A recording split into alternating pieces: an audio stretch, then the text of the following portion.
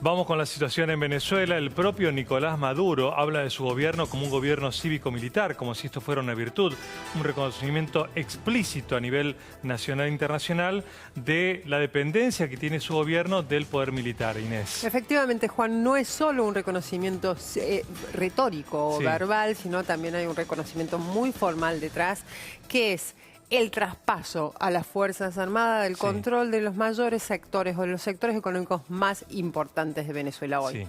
Es decir, la fuerza me sostiene. Exactamente, son dos esos sectores. PDVSA, la gran empresa petrolera, la vaca lechera de Venezuela, el 96% de los ingresos de Venezuela llegan hoy a través de PDVSA, la petrolera. Sí. Bien, hoy desde 2017 la controla un general, el general Quevedo.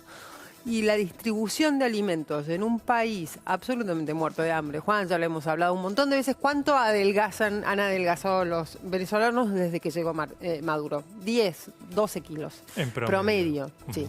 Bien, la falta de alimentos ha creado que lo ha llevado a hacer del Estado un monopolio de la distribución de alimentos. ¿Y quién se encarga de eso? Por supuesto, las Fuerzas Armadas. Bien. Hay un tercer negocio. Sí. Te desconozco que hay. A ver, eran dos. Hay un tercero, que es el que el resto de los estados latinoamericanos y sobre todo Estados Unidos, esa es la razón por la cual tienen en la mira a las Fuerzas Armadas venezolanas. El narcotráfico, exactamente. Hay un clan que se llama el Clan de los Soles, que estuvo históricamente son 20 años aproximadamente desde que empezó a funcionar, liderado por altos mandos de las Fuerzas Armadas. Bien. Entre ellos varios generales. Vamos a ver las caras de estos generales que respaldan a Maduro incondicionalmente. ¿Este hombre quién es? Ceballos Hischazo. Es uno de los dos personajes centrales del gobierno de Maduro y en su relación con las Fuerzas Armadas. Él está a cargo del comando estratégico, que básicamente es la operatividad de las Fuerzas Armadas. Él dijo hace poco que si Juan Guaidó llegaba a ser efectivamente presidente de Venezuela, el presidente con el poder real que desplazara a Maduro, él se pasaría a una guerrilla y combatiría desde la clandestinidad a un presidente Guaidó. Increíble. Impresionante. Tenemos también a Vladimir López. Exactamente, el hombre fuerte. Te diría ya casi que es más importante que Maduro. Porque si Vladimir Padrino López decide mañana, se levanta y dice, bueno, se acabó, es hora de que la sociedad venezolana empiece a vivir bien, desplazarlo a Maduro y buscar otro presidente, sucederá exactamente eso, se terminó. Se terminó el gobierno de Maduro si Vladimir se levanta mañana y dice eso.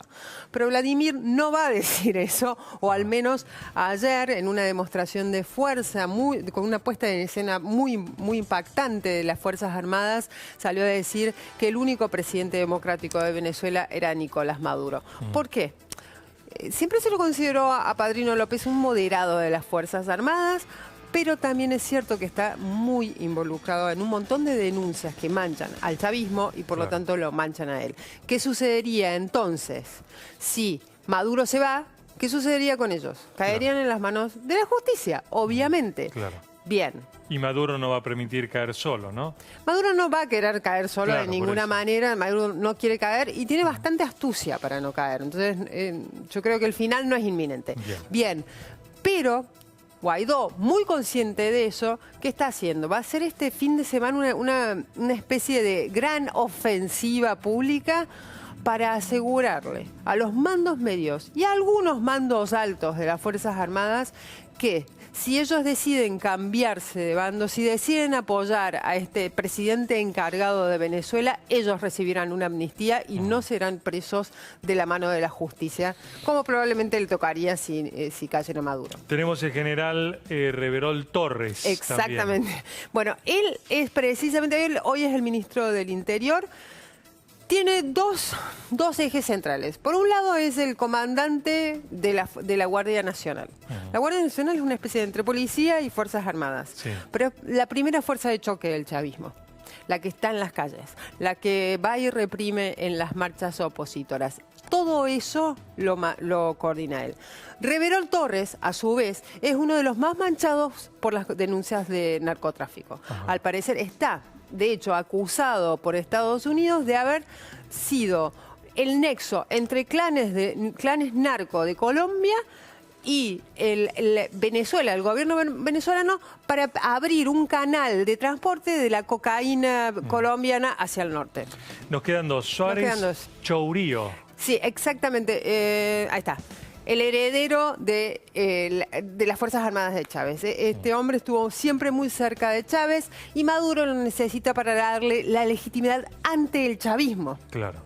Que eso es muy importante para él, porque muchos chavistas de la primera hora hoy lo acusan de haber destruido el legado de Hugo Chávez. Bien, y nos queda el último, que es Balsa Liotta. Exactamente, y adivina que no tenemos foto de él. ¿Por qué no tenemos foto de Balsa Liotta? ¿Y a qué se dedica? A la inteligencia. Claro. Obviamente no tenemos fotos.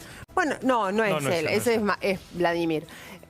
Balsa Liotta es el que está a cargo del sector de contrainteligencia del SEBIN. El SEBIN es el órgano que hoy se dedica básicamente a acallar la oposición. ¿Y cómo? Con la persecución, Juan. Persecución y monitoreo constante de la oposición. Es la inteligencia venezolana que está absolutamente apadrinada y te diría invadida por el G2, que es el Servicio Secreto Cubano. Qué grupo humano este que nos presentaste. Gracias, Inés. Gracias a vos, Juan.